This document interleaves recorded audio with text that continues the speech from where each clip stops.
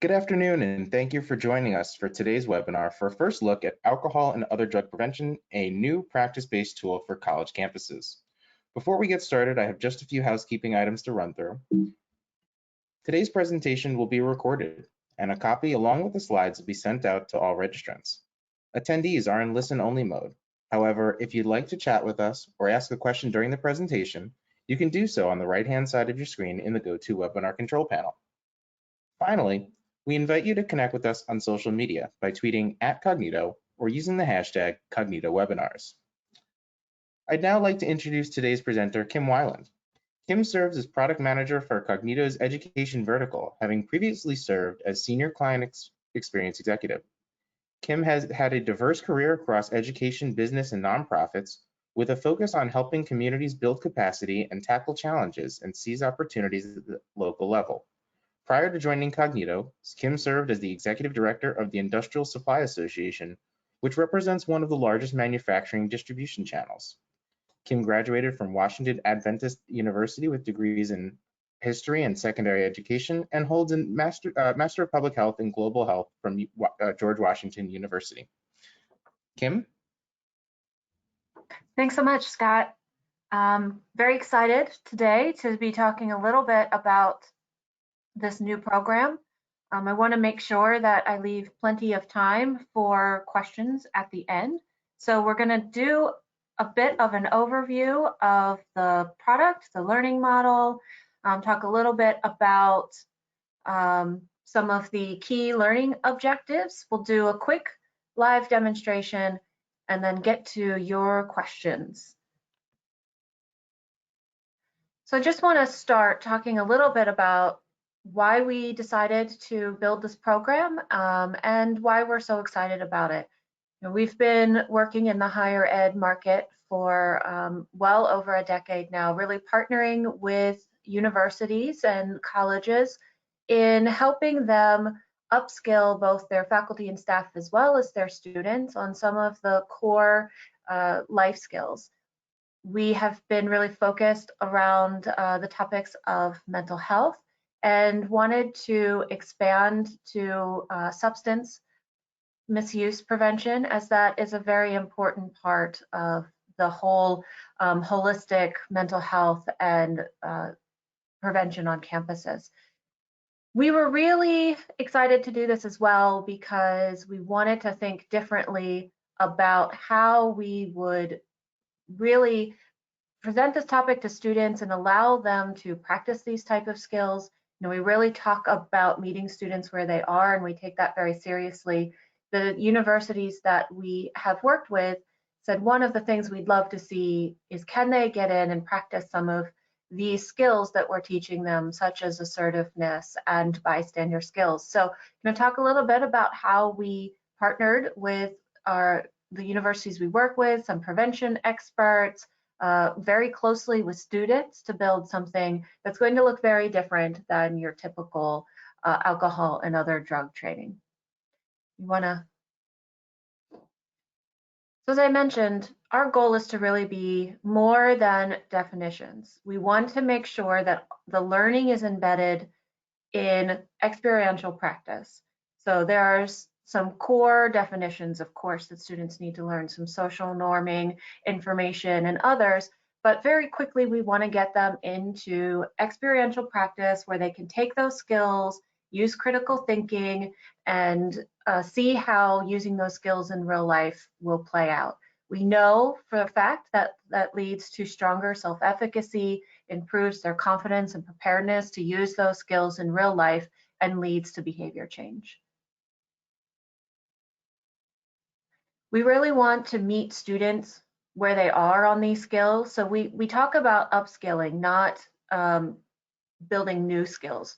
Students are coming to campus already with their own values, attitudes, and skills around some of these core ones, social norming, bystander skills, their own values and goal setting. And we want to make sure that the educational program feels relevant to them because it's meeting them where they are and giving them feedback based on what feels right to them. So as you're going to see, I'm going to show how they actually get to pick their path through.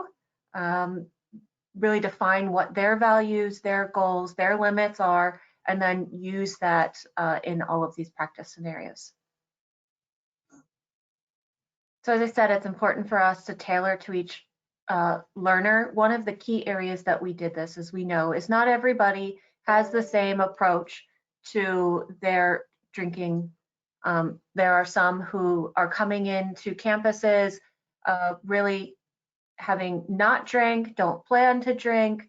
So there's a path through for those students. The mid-level students who maybe are more likely to want to drink or explore what that looks like, and then those who may already have some high-risk drinking behaviors. None of it is positioned as low, mid, or high. We'll look at actually how it's positioned later. It's more based on how they sort of view their expectation of their experience on campus, and then we're able to route them into a tailored path just for them. And then, as I mentioned, we worked really closely with external prevention leaders. We bring a lot of that instructional design and learning science, gamification that we know that students relate to. But then we also work very, very closely with students. So we wanted to make sure that their voice was heard in this, that the scenarios that they're practicing in feel relevant to them, that meet what they see as concerns for themselves about why they may be contemplating using alcohol, sort of what that looks like for them, and really speak to that. And then we want to make sure that it's part of a powerful prevention strategy. We know that this is just one piece of an overall student wellness and campus climate work that people are working on. We have built other programs as well, but we also want to make sure that it fits seamlessly within what the universities are already doing. Let's talk a little bit about the learning objectives. So these are going to be very similar to other programs. The real difference here is the ability to apply. So understanding social norms around drinking, but then being able to apply refusal skills in an actual practice scenario, being able to apply bystander skills within actual scenario, and also being able to recognize when a peer may be struggling and what does a conversation there look like. We'll talk about each of those in more depth later, and one of the other things that we'll talk about in more depth is the closing section, which is really brings back around that idea of their values, their goals, and making sure that this relates to that. And so at the very end, they're able to compose a personal positive behaviors action plan, really something that's an accessible goal setting for students. All right, so obviously we talk a lot about skills, we talk about the practice scenarios. So what are the skills that we are focusing on within the program? Obviously goal and intention setting, a core evidence-based strategy around prevention on substance misuse. Refusal skills, this is really done in a way that we're focusing on what are those assertiveness skills, what does that communication look like? I really want to spend quite a bit of time there, and the demo I'll show you is there because that's an area where students who are looking to feel connected to campus, to belong, really wanted to make sure that they felt like they had the skills so that they could set their own intentions, based on their own values, and then use those assertiveness skills to stick to them in a way that they felt that wouldn't ruin any of their relationships, wouldn't put them in a place where they felt like they couldn't connect. And so we've really modeled the breadth of what that looks like for students based on core social norming. So, there's going to be a non-player character who chooses not to drink, and that's highlighted as somebody who's still fitting in, having a great time, and then those who may choose to drink a little bit more, and what does that look like, and how can those refusal skills be done in a positive way. Bystander skills, of course, is a core piece. It's also in our violence prevention program, our sexual violence prevention program.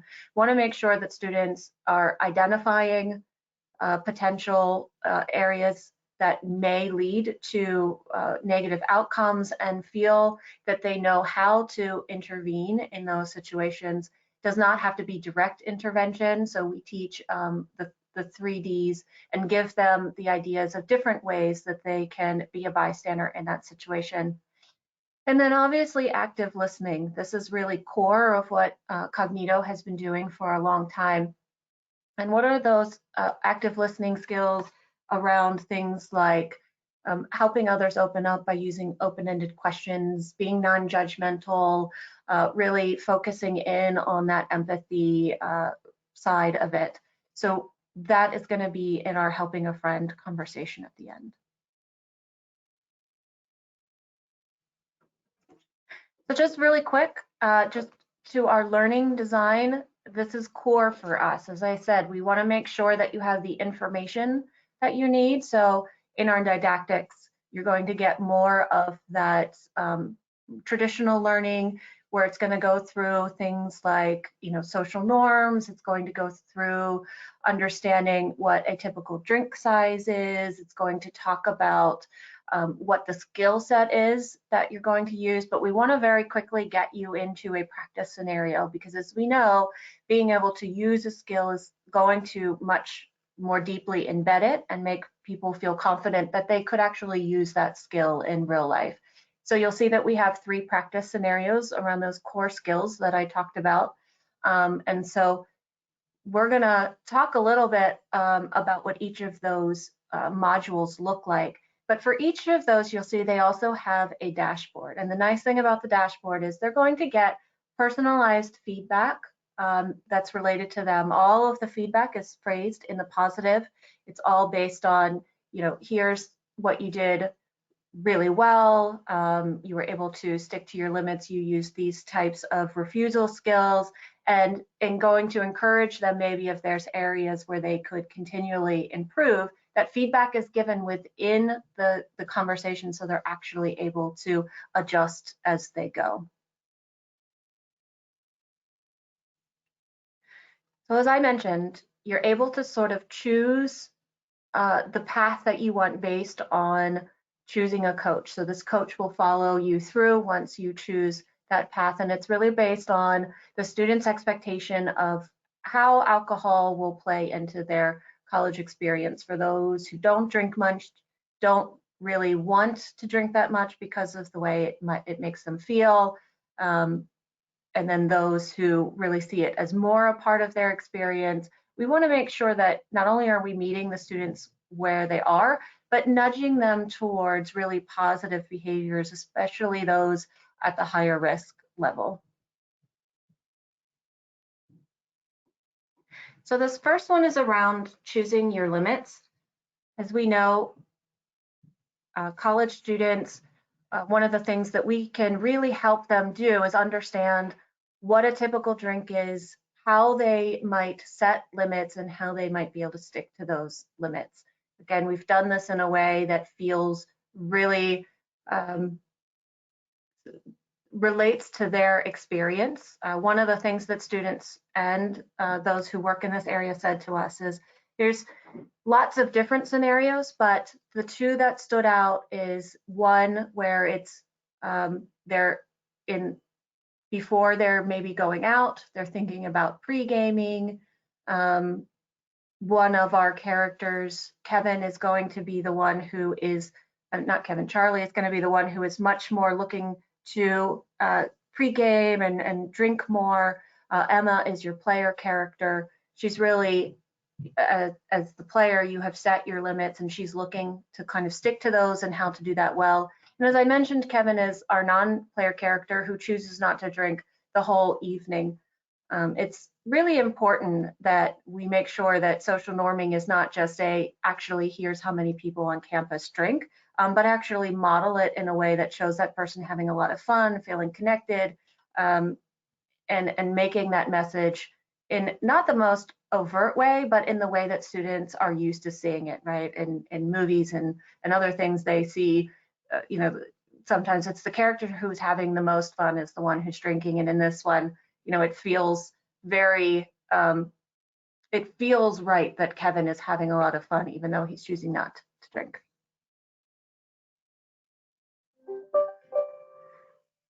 So as I mentioned, we teach the 3Ds. So as the night goes on, and again, this is a scenario that was brought to us directly by students. Charlie has been drinking more. He is now closing in on behavior that could be dangerous. In the scenario, he's talking about jumping off the roof as a fun prank. And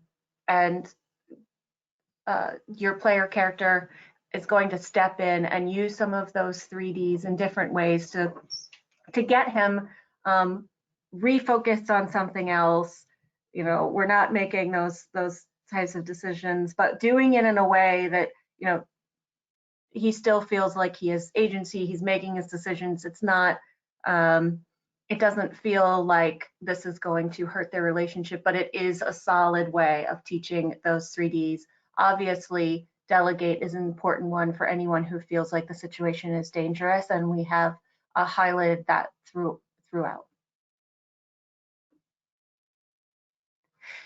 In the final one, and I think it's really important to point out here, is when there is high risk behavior and a student is concerned about somebody, we want to make sure that they feel that they can reach out and they have those effective communication skills and they know how a conversation like that might play out, but also that they really know what resources of support are that are available, and that they know that it is not on them to get somebody to change their behavior. And so we spend a lot of time making sure that, you know, we're making it feel empowering, that they can reach out and they have the tools to have those conversations.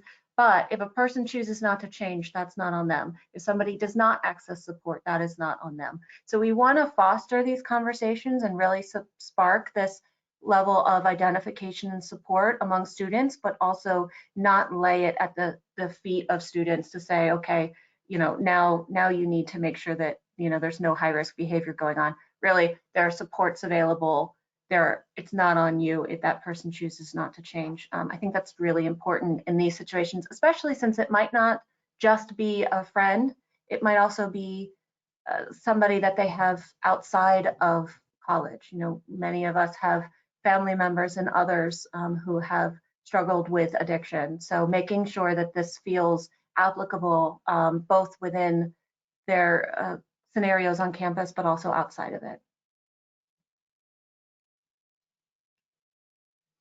And then, as I said, we come back to where we started, which is your values, your intentions, your goals, and you get to end by really identifying your personal motivators and setting your intentions for how you are going to approach choices around alcohol and other drugs, and really what are your goals and how are you going to stick to those types of healthy decisions you have set for yourself.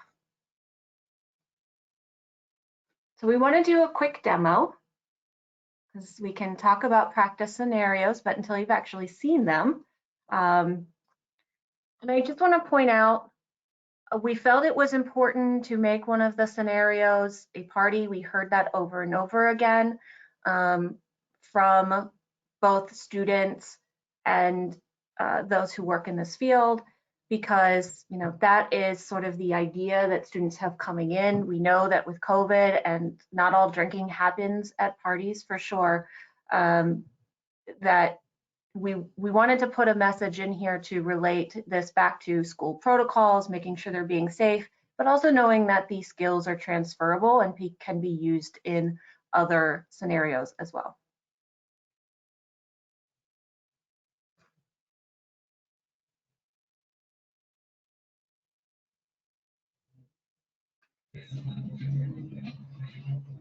So we've skipped through to the part where we actually start talking, but the premise of this is that, as I mentioned, the 3-player characters have gone off to a party.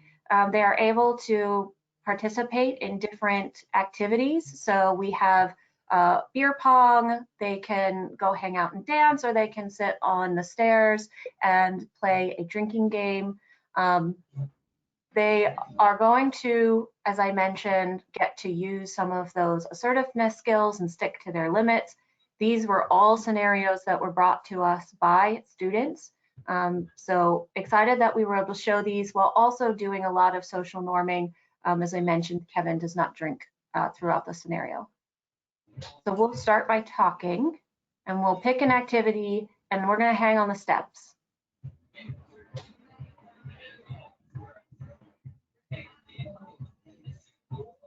Two truths and one lie. Huh. So I tell you three things and you're trying to pick the lie? Yep. And maybe we can say if I guess right, you have to drink. Not everything's a drinking game, Charlie. So you're playing as Emma. We'll talk and we will say, as it's going to follow through the intentions and limits you set for yourself in the activity before this. So we'll assume that in the activity before this, she's decided that she wants to set her limits at 2 drinks for the night. So throughout the night, she's going to try to keep to 2 drinks. So let's go with, I'm cool with drinking.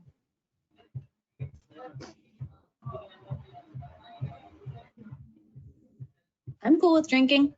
Kevin's up first. Gotcha. Well, I'm not going to drink anything, but I took a dance class when I was a kid. I'm really into anime, and I worked for a year on an alpaca farm. Easy peasy. I've seen you dance, so no doubt you took classes.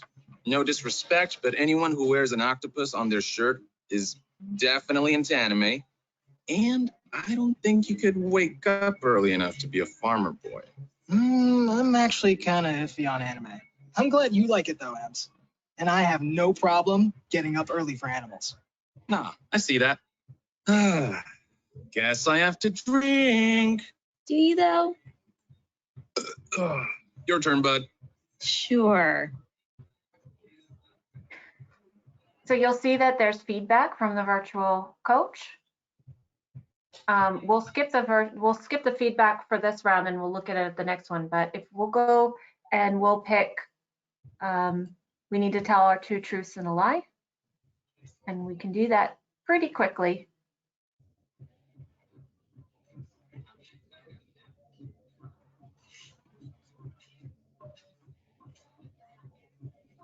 The one thing I'll just point out as we're doing this is because we're running it through Zoom, it is much slower than it is normally. You can zip through these much more quickly when you're doing it on your own computer. So I built the table I have in my room by hand. I built the table in my room by hand. Sick. Yeah, put finish on them and everything. And then we'll keep going because we have to tell 2 truths and a lie. I had an imaginary friend. Growing up, I had an imaginary friend named Alex. And one time she told me to shove a bean up my nose. So I did. Ew. Yeah, my mom had to get it out with tweezers. I shoved it really far up there. That's pretty metal. And then quickly a lie. I quit karate in like 1 week. I quit karate like a week in. Still down on yourself about it, huh? Poor kiddo, Emmers. All right. We heard a lot of stories about edgy Emmers. You say you had an imaginary friend and a bean in your nose. That one was cute. Yeah, maybe too cute to be true. But I'm gonna guess true anyway. Does Emma make tables? It's a good question. I'd buy it. Yeah, me too. I'm going true. Which brings us to you allegedly quitting karate. I bet you did take karate and you actually got pretty far. Yeah, all the way to brown belt before I gave up. Aw, so close and so far away. And you were also right about the other 2. Charlie is unstoppable. So you lose, you drink. Time for you to make yourself a little something. So now she's going to have a choice of options. She can take a drink, so fair enough, and get herself a mixed drink or offer an alternate, only one shot, or she can say, I think the satisfaction of guessing correct should be enough. All of these are going to be good options. If she does take a mixed drink, she will get feedback on what a mixed drink would be as far as sticking to her limits versus potentially having picked a beer. The same thing with the one shot. So we don't have a ton of time to keep going, but if you are interested, we would love to send you this and you can play through. There's quite a great selection of different types of refusals in here, different ways of phrasing it, really being able to stick to your limits in different ways. In the beer pong, switching out water is one, and several others. So let's switch back.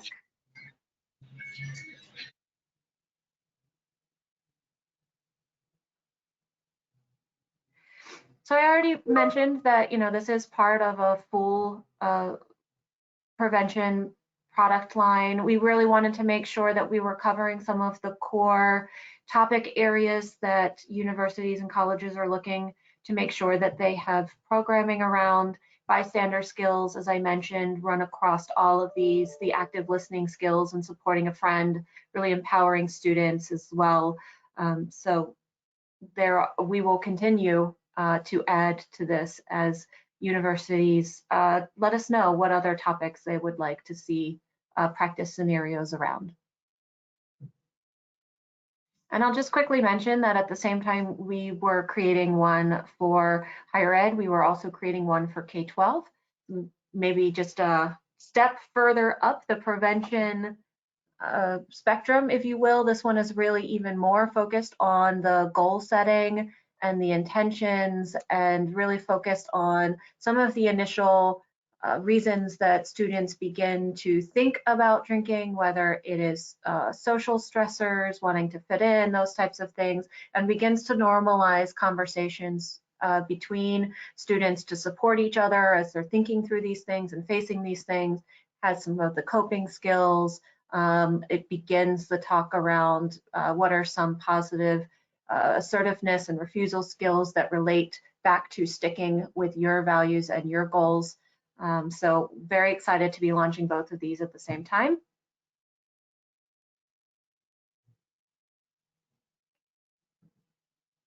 And I think we're open for questions. I know we're mostly out of time, so if I'm not able to answer everyone's questions today, please let me know. And I can always answer them by email, or we can connect you to one of the many great people on the partnership team and begin those conversations through them as well. Scott, are there any quick questions that I might be able to tackle? Yeah, let me see in the question panel here if we have anything.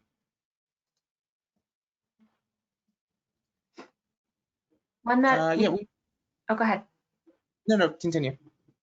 I was going to say, one that we do hear quite a bit is, how long does this typically take?